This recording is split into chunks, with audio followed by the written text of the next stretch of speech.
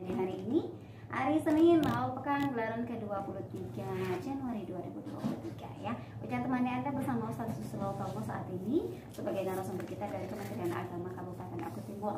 Tema yang kita hadirkan hari ini adalah tentang musik ya. Oke, assalamualaikum Ustaz. Waalaikumsalam warahmatullahi. Sehat Tat, ya? Alhamdulillah. Oke, baik sahabat BGMFM, radio tidak lepas dengan musik. Iya. Tapi kalau kajian Ini musik kan itu agak gimana gitu iya. saya ya. Salah nggak nanti? Terinspirasi dengan himbauan Kapolres. Oh gitu, ya kan? benar ya. Oh. Jadi memang musik-musik tertentu Iya, itu dilarang. dilarang. Terutama musik remix seperti Iya. itu ya. Tapi kalau musik religi, insya Allah tetap jalan. Iya. Baik, sahabat BGMFM, kami juga mengundang partisipasi Anda di 0735481800 atau SMS dan WA di 081172418000. Langsung saja kita dengarkan bersama tausiah dari beliau terkait dengan musik. Silakan Ustaz. Terima kasih Mbak Ocha, jazallah. Sayyidana Muhammadana nakharang jazallah. Sayyidana Muhammadana namahu alu. Assalamualaikum warahmatullahi wabarakatuh. Waalaikumsalam warahmatullahi wabarakatuh. Alhamdulillah. Alhamdulillahil qail fi kitabihil karim. A'udzubillahi minasyaitonir rajim. Wa minan nasi may yashtari lahwal hadits liyudhilla an sabilillah bighairi ilm wa yattakhidhaha huzwa. Wassalatu wassalamu ala sayyidina Muhammadinil qail man nasiya sholata alayya nasiya tariqal jannah wa ala alihi wa ashabihi wa mawala la haula wala quwwata illa billah. Wa ba'du, kaum muslimin pendengar Radio BKM dimanapun Anda berada, yang insya Allah sore ini kita semua diberkahi Allah dengan berkah usia yang bermanfaat, dengan berkah sekaligus apapun yang kita alami, yang kita jalani, yang sudah kita jalani, yang akan kita jalani ke depan, semuanya akan baik-baik saja dan penuh dengan keberkahan dari Allah Subhanahu wa Ta'ala. Kaum muslimin, jamaah yang sekaligus pendengar setia radio BKM dimanapun jenengan semua berada, mengangkat sebuah tema yang insya Allah luar biasa. Kenapa luar biasa? Karena ketika kita mendengar musik, ini adalah sesuatu yang tidak bisa terlepaskan di zaman sekarang, lalu, dan yang nanti insya Allah. Saat kita mendengar kalimat musik itu tergambar di antara kita joget ya, atau melenggak-lenggok, atau mungkin kalau bersamaan dengan saweran dia membayangkan, begitu dengar musik langsung membayangkan saweran, atau mungkin membayangkan dia sedang tidur, kemudian terinabobokkan dengan suara lantunan musik dan suara emas mungkin artis yang digandrunginya. Atau ketika kita mendengar kalimat musik itu malah takut, ini suara setan ini, dan lain sebagainya. Baik, kita bukan menggarami lautan, karena memang masalah musik ini sudah jauh-jauh dari mulai tabi'in, tabi'ut tabi'in dulu sudah dibahas oleh mereka. Sahabat juga sudah membahasnya. Tetapi tetap saja di antara kita timbul pertanyaan. Yang pertanyaan itu, bagaimana sih sebenarnya?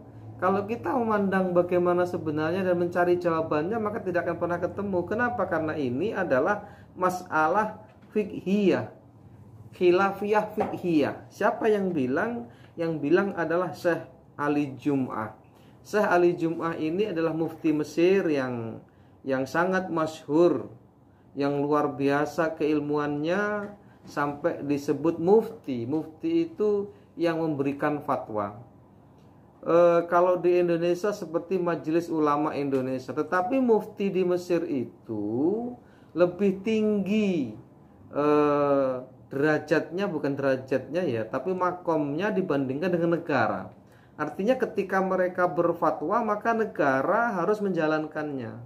Beda dengan di Indonesia, fatwa yang dikeluarkan oleh MUI itu kadang hanya sekedar himbauan atau seyuknya demikian loh gitu. Beda dengan mufti di Mesir. Nah, beliau mengatakan wa mas'alatul musiki, dan masalah musik mas'alatun khilafiyatun fiqhiyatun, bahwa masalah musik kata beliau adalah masalah khilafiyah. Yang khilafiyah ini berarti di dalam ilmu fikih. Masalah khilafiyah fikih. Jadi di sini disebut khilafiyah. Apa khilafiyah? Perbedaan pendapat.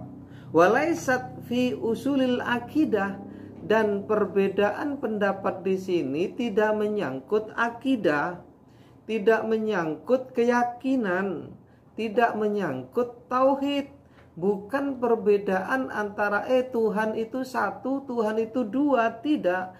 Sholat itu sunnah, sholat itu wajib, tidak. Tetapi ini hanya sekedar furu' fiqhiyah, khilafiyah fiqhiyah, masalah khilafiyah fiqhiyah. Jadi tidak perlu terlalu diperdebatkan, kata beliau. Bahkan sampai kemudian meneruskan tulisannya, walaisat minal maklum fiddin bid-darurah, dan ini bukanlah urusan agama yang serius. Ini hanya sekedar khilafiyah pemahaman. Kalau dibilang bahwa ini adalah khilafiyah pemahaman fikih, maka di sana pasti ada hukumnya, antara boleh tidak boleh, antara haram, sunnah dan makruh dan lain sebagainya. Maka secara globalnya hukum musik ini ya ada yang menghukumi haram. Bentuk apapun haram. Pokoknya yang berkenaan dengan musik haram. Ada sebagian kita yang sampai segitunya. Ada di antara orang-orang muslim itu menghukuminya dengan syarat. Artinya begini. Oh, musik tertentu itu boleh, musik tertentu tidak boleh gitu. Lalu ada kemudian di antara kaum muslim ini musik apapun boleh. Nah, kita akan lihat beberapa nukilan dari ulama-ulama terdahulu yang juga nanti kita akan menilik juga bagaimana pandangan Al-Imam Al-Ghazali tentang ini. Bagaimana pandangan Ihya atau Al-Imam Al-Ghazali tentang musik. Semisalnya begini. Beliau menulis, "Man lam yuharrik hurrabi wa azharuhu." Siapa orang yang dia tidak tergetar atau tidak, bahasanya apa ya, tidak tersentuh hatinya dengan semilir angin di musim semi serta bunga-bunganya, kok tidak tergetar, tidak bergelora hatinya saat mendengar angin semilir, sejuk, kemudian di samping itu bersamaan dengan angin yang semilir tadi, kemudian ada pelopak-pelopak bunga yang mulai mekar, terus semerbak wangi, diiringi dengan alunan-alunan musik alami. Ada mungkin di situ sungai mengalir dengan gemericiknya air. Kok dia belum tersentuh hatinya? Wal-udu wa autaruhu, atau seruling, ud itu bisa diartikan seruling, atau alunan seruling di musim semi. Nah, seperti itu kata Abdul Ihya, fahuwa fasidul mizaj. Maka orang yang seperti ini, yang hatinya tidak tergetar, yang hatinya saat melihat bagaimana kuntum bunga di musim semi, bagaimana semilir angin membuat suara-suara yang indah, bagaimana seruling dan itu ditiup di musim-musim semi, kok dia tidak tergetar hatinya, kata dalam Ihya, fahuwa fasidul mizaj. Maka orang yang seperti ini akan kehilangan jiwanya. Coba. Jadi kalau dikatakan kehilangan jiwanya itu berarti jiwa seninya nggak ada. Berarti dia nanti ketika membaca Al-Quran gak sulit untuk terenyuh. Kenapa? Karena di dalam Al-Quran itu isinya syair. Bahkan pendengar DBKM dimanapun Anda berada, profesi yang sampai menjadi nama surat ya profesi penyair, asyu'ara. Asyu'ara itu jamak asyair, yang bersyair, asyu'ara. Dan profesi yang lain kayaknya nggak ada yang jadi nama surat, tapi profesi itu jadi nama surat saking dahsyatnya. Bahkan sampai di sini di dalam Ihya dikatakan, mati loh hatimu kalau sampai begitu melihat seruling nggak terenyuh, melihat musik-musik yang apa ya bahasanya itu melo yang melo kok nggak tersentuh, Masya Allah. Bahkan begini Mbak Ayam, lebih jauh lagi, kadang kita mendengar Al-Quran seperti kalimat begini, ara'aitalladzi yukadzibu biddin fadzalikalladzi yad'ul yatim. Apakah kamu tidak melihat siapakah mereka yang mendustakan agama? Yang salah satunya apa? Menghardik anak yatim. Artinya tidak peduli dengan anak yatim. Dia begitu melihat anak yatim matanya ditutup. Ada anak yatim yang nangis, dia tidak peduli. Lajulah kau yang lapar, aku yang kenyang, seperti itu. Tetapi ketika kita mendengar bacaan Al-Quran, bukan kita menafikan Al-Quran, apalagi yang kita tidak paham maknanya atau tidak bisa membayangkan seperti apa esensi dari ayat ini. Ketika dibaca, itu biasa saja hati kita, hanya mungkin membayangkan, Masya Allah, berarti orang yang mendustakan agama itu bukan orang yang tidak sholat, bukan orang yang menghancurkan agamanya, bukan orang yang tidak menjalankan perintah Allah. Ternyata yang mendustakan agama itu adalah orang yang menghardik anak yatim, orang yang tidak peduli dengan fakir miskin.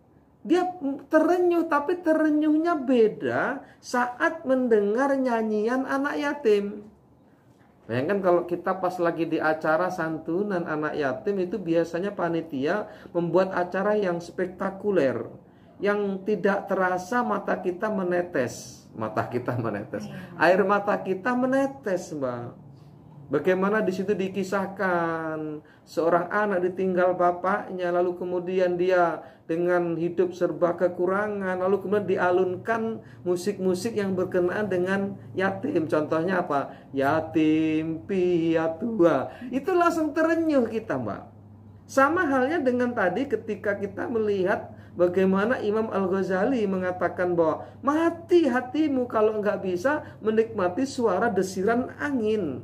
Mati hatimu kalau tidak bisa melihat dan mendengarkan bagaimana bunga-bunga itu mengelopak, berubah menjadi bunga yang segar, yang menimbulkan suara gemuruh anginnya itu. Bagaimana seruling ditiup saat musim semi, Masya Allah. Sama halnya dengan demikian itu. Pendengar demikian di mana Anda berada. Lalu kemudian, karena waktunya ini ya, nggak mungkin juga kita akan bisa mengejar hanya waktu sebentar terhadap ini. Tetapi selanjutnya di dalam Ihya juga disebutkan untuk mendukung bahwa musik itu tidak haram gitu loh. Walaupun nanti juga kita akan nukil kenapa mereka mengharamkan, kita akan nukil juga insya Allah. Di dalam Ihya juga disebutkan fallahu dawaul qalbi. Lahu di sini dimaknai sebagai pecinta musik atau kesenangan di dalam musik. Fallahu dawaul qalbi, yang namanya kesenangan di dalam musik itu adalah dawaul qalbi. Apa dawaul qalbi? Dawaul qalbi itu adalah obatnya hati, Mbak. Kapan ini menjadi obat? Min da'il a'yali wal malal. Saat kita ada kejenuhan di dalam hidup, pulang kerja jam 2 siang, mungkin dengan berbagai macam peristiwa di kantor, mungkin dengan berbagai macam keadaan dan yang dialami di jalan, macetnya jalan mungkin menjadikan kita stres, malal, bosen, atau gundah hati kita. Mungkin dimarahi oleh bos, atasan kita, atau mungkin gajian belum gajian, atau mungkin yang kita kerja di di sawah dalam keadaan yang belum selesai padahal jam sudah sekian dan sebagainya. Begitu pulang kita sambil leyeh-leyeh. Leyeh-leyeh itu ya tidur tapi nggak tidur, lalu mendengarkan musik. Nah, kata Al-Imam Al-Ghazali ini sebagai dawaul qalbi. Dawaul qalbi. Apa dawaul qalbi tadi? Obatnya hati. Hati akan menjadi tenang dan rileks. Kenapa demikian? Karena bagaimanapun lebih lanjut lagi, kalau kita mau lihat Dhunnun al-Misri. Dhunnun al-Misri itu tokoh sufi di zaman tabi'ut tabi'in. Kenapa? Karena beliau meninggal di tahun 245 insya Allah. Beliau mengatakan bahwa musik itu adalah suara kebenaran. Coba tuh. Kenapa? Karena timbulnya musik itu nanti ada syairnya. Yang syair itu dibuat oleh seseorang untuk tujuan tertentu. Ya walaupun kalau saat ini Masya Allah hampir semua itu berkenaan dengan cinta. Karena memang membicarakan cinta itu unik. Coba kita lihat, nggak ada musik yang sekarang ini, nggak ada lagu yang sekarang ini yang nggak ada kandungan cintanya. Masya Allah, yang jatuh bangun aku mengejarmu lah, yang macam-macam, yang cinta satu malam lah, yang Masya Allah macam-macam orang membuatnya. Dan itu sebenarnya suara kebenaran. Jangan sebut bahwa suara kebenaran itu kemudian menjadikan kebenaran, tidak.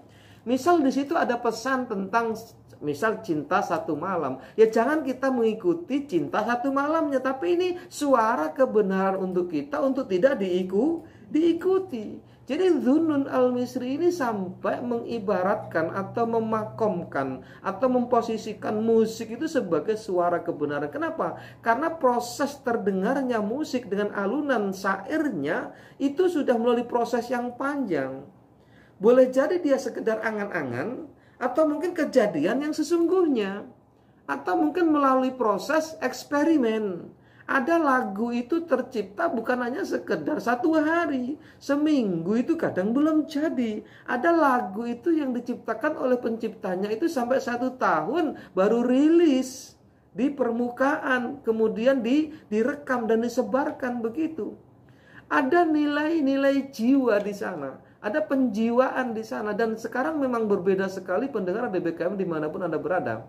Musik zaman sekarang dengan zaman dulu. Coba kalau kita dengar musik yang zaman dulu, Masya Allah, di waktu kecil kita, sampai sekarang itu masih teringat.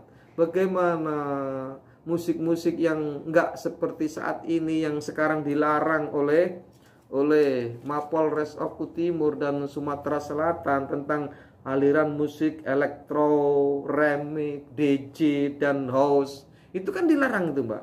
Kenapa emang? Karena itu membahayakan jiwa, gitu loh. Jiwanya itu udah identik dengan hal-hal yang negatif yang akan kita bahas juga insya Allah sekilas nanti. Kita lanjutkan dulu.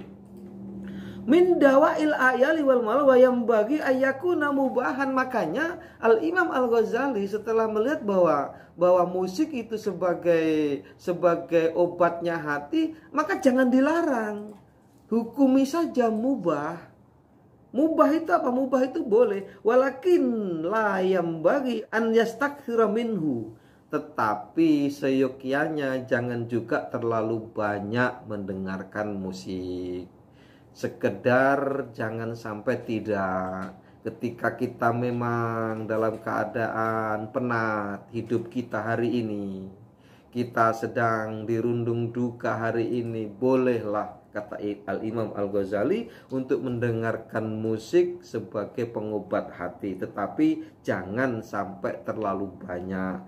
Kama la yastakthiru minad dawa, sebagaimana tidak bolehnya atau tidak seyogyanya kita melakukan apa? Memperbanyak minum obat.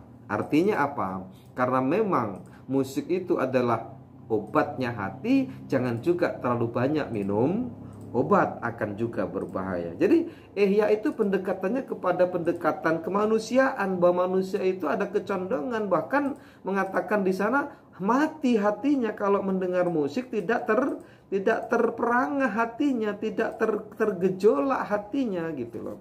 Nah, pendengar BKM dimanapun Anda berada, sekilas kita akan bahas tentang aliran dalam Islam yang mengharamkan musik itu dengan dasar apa. Kalau kita lihat atau kita tinjau dari hadis, tidak ada yang signifikan mengatakan annal musik haram, nggak ada. Atau di dalam Al-Quran hurrima alaikumul maitah waddam wa musik, nggak ada.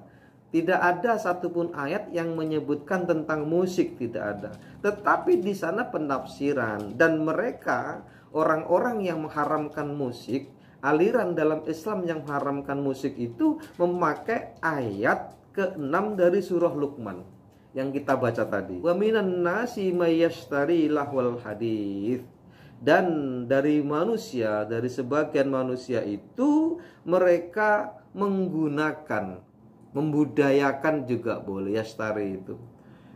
Lahwal hadits. Apa lahwal hadits? Lahwun itu adalah kesia-siaan. Al hadits itu bisa dikatakan percakapan. Jadi artinya apa? Lahwul hadits itu bisa perbuatan yang sia-sia. Maka kemudian disinilah di dalam tafsir Ibnu Katsir sendiri, dari sekian banyak hadis yang menerangkan tentang lahwul hadits, itu mayoritas berpendapat seperti Ibnu Mas'ud mengatakan bahwa lahwul hadits adalah al-ghina, yaitu nyanyian. Kemudian ada Abdullah bin Abbas, itu juga al-ghina. Ikrimah mengatakan bahwa lahwul hadits adalah al-ghina, nyanyian. Kemudian Amr bin Syu'aib wa ghairuhum dan yang lain sebagainya itu juga mengatakan bahwa lahwul hadits adalah al-ghina. Hanya satu orang yang terdapat dalam tafsir Ibnu Katsir yang mengatakan bahwa lahwul hadits itu adalah syirik. Siapa? Adalah Hasan al-Basri. Jadi Hasan al-Basri melihat bahwa lahwul hadits itu bukannya musik, bukannya perkataan yang tidak berguna, bukan perbuatan yang sia-sia, tapi adalah syirik. Jauh beliau mengatakannya. Dia tidak menyinggung tentang musik. Justru hanya beliau yang berbeda. Yang lainnya mengatakan bahwa lahwul hadits adalah musik. Nah, dari ayat inilah kemudian mereka mengkonklus, mereka memberikan istinbat, penafsiran kepada ayat ini bahwa hukum musik itu adalah haram. Padahal sebenarnya kalau kita melihat bukan hanya sekedar sahabat Ibnu Mas'ud dan yang lainnya ini yang mengatakan al-ghina. Sebagian sahabat yang tidak tersebut di dalam tafsir Ibnu Katsir, mereka itu juga sepakat zahabat ta'ifatum minas sahabah wat tabi'in wa minal a'immatil mujtahidin ila jawazihi. Dan mereka ta'ifah itu sebagian dari sahabat wat tabi'in dan pengikut-pengikut dan tabi'in, maksudnya yang melihat sahabat, wa minal a'immatil mujtahidin dan juga kelompok ulama yang mujtahid. Derajat yang mujtahid itu berarti siapa? Imam Asy-Syafi'i ada di sana sempalannya, ada Imam Al-Maliki dan lain sebagainya. Sebagian dari mereka itu membolehkan musik, tidak sampai mengharamkannya. Nah, pendengar DBKM dimanapun Anda berada, lalu kita cuplik sedikit juga tentang kenapa mereka mengharamkan. Ada apa? Kalau hanya sekedar sia-sia atau perkataan yang sia-sia atau barangkali perbuatan yang sia-sia, berapa banyak perbuatan yang sia-sia juga tidak diharamkan. Perbuatan yang bukan menghilangkan ya, tapi menina-bobokkan akal kita. Berapa banyak coba yang tidak juga diharamkan? Berapa banyak perbuatan yang sampai melupakan sesuatu juga tidak diharamkan. Kalau begitu berarti ada di sana sebab kenapa harus diharamkan. Ternyata begitu kita kaji kembali kenapa Ibnu Mas'ud mengharamkan, kenapa ini, ternyata memang alasannya tepat. Mereka mengharamkan itu bahwa musik-musik yang mereka haramkan itu identik dengan ada di dalamnya ekses, bukan esensinya dari musik. Kalau esensinya itu justru tidak dilihat, tetapi eksesnya. Esensinya tidak dilihat. Eksesnya itu maksudnya apa? Yang menumpang dari musik itu. Kenapa kok saya katakan yang menumpang? Karena kenapa mereka mengharamkan itu? Mayoritas berpendapat bahwa ada identitas di sana. Identitasnya apa? Setiap mereka mengatakan musik, maka di sana ada perzinaan. Setiap mengatakan musik, di sana ada campur baur antara laki-laki dan perempuan. Setiap mereka itu mengatakan musik, di sana ada sesuatu yang beredar seperti minuman keras. Kenapa kok demikian sampai mereka melupakan Allah dan lain sebagainya? Karena saking asiknya. Oke, sekarang begini, kita lihat. Dulu di masa-masa kita kecil, di tahun-tahun 80-an, tahun-tahun 90-an lah ya, itu belum ada sevulgar, se-euforia sekarang hiburan tuh Mbak kan. Dulu paling banter ada wayang kulit kan gitu. Wayang kulit itu kita kadang sampai jauh melihat.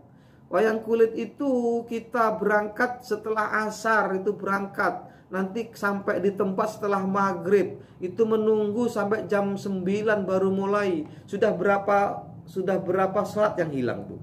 Bayangkan tuh. Maghrib, isya sudah hilang tuh. Dan perhelatan wayang kulit itu selama semalam suntuk Mbak. Nggak cuman sebentar. Nah, berarti ini sudah melalaikan nggak kira-kira Mbak? Sudah melalaikan. Apa ya kemudian kita mengatakan wayang kulit haram? Itu ya. Oke, sekarang sepak bola Mbak. Orang yang betul-betul seneng dengan sepak bola, itu juga bisa lahwal hadis sebenarnya. Kenapa? Bayangkan tuh. Berangkat ke stadion itu sebelum asar Mbak. Jam 1 dia udah berangkat. Oke, dia udah sholat zuhur nih. Jam 1 berangkat, sampai stadion sholat kah? Enggak sholat. Kecuali di Qatar kemarin ya Mbak ya. Di Qatar kemarin itu sholat bener. Begitu azan, sholat di lapangan itu. Nah kalau sekarang oke, yang selama ini kita lihat di Indonesia gitu loh. Kan nggak seperti itu. Jam 1 berangkat, padahal mainnya setelah isya. Itu loh. Sampai stadion dia nggak sholat. Meninggalkan sholat asar, meninggalkan sholat maghrib, meninggalkan sholat isya.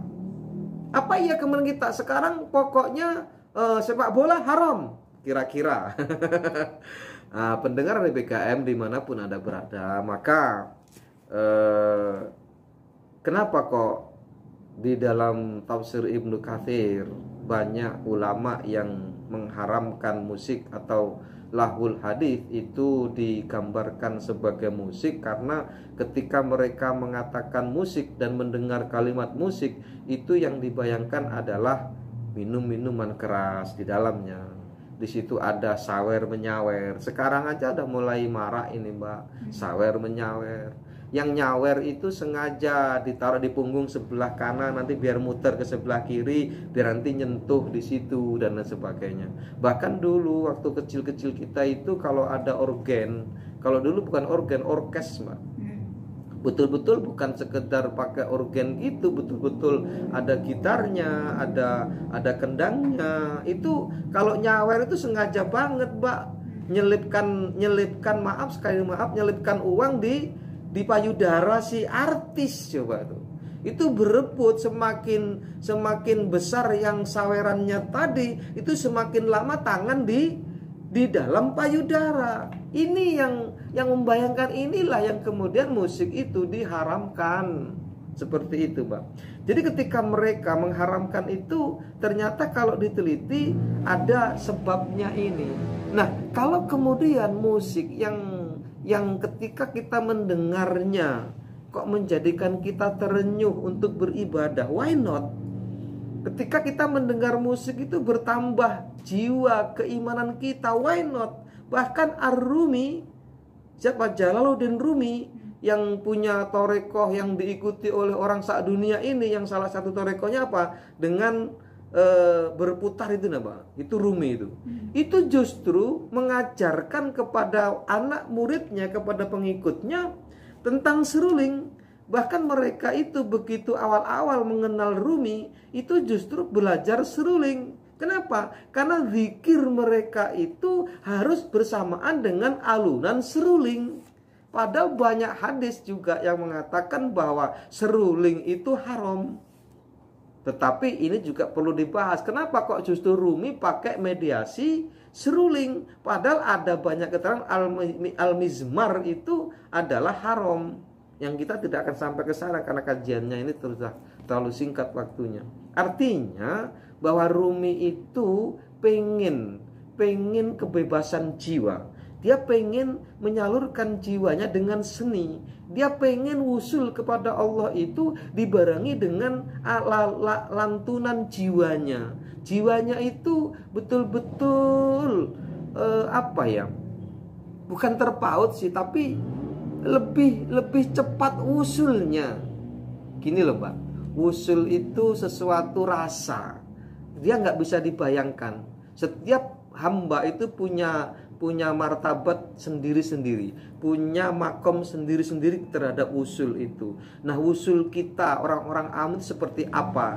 Mungkin kita akan bahas di lain kesempatan. Karena bagaimanapun inti dari ibadah adalah wusul kepada Allah itu, dan rasa wusul itu yang berbeda-beda di antara ulama, bahkan kaum sufi pun berbeda. Cara yang dipakai pun berbeda. Kalau Naksabandi, Imam Naksabandi itu dia wusulnya dengan menyebut Allah di dalam hati tanpa ada suara. Ternyata tidak dengan Rumi. Rumi itu tidak demikian. Dia justru pakai seruling dan lain sebagainya, insya Allah.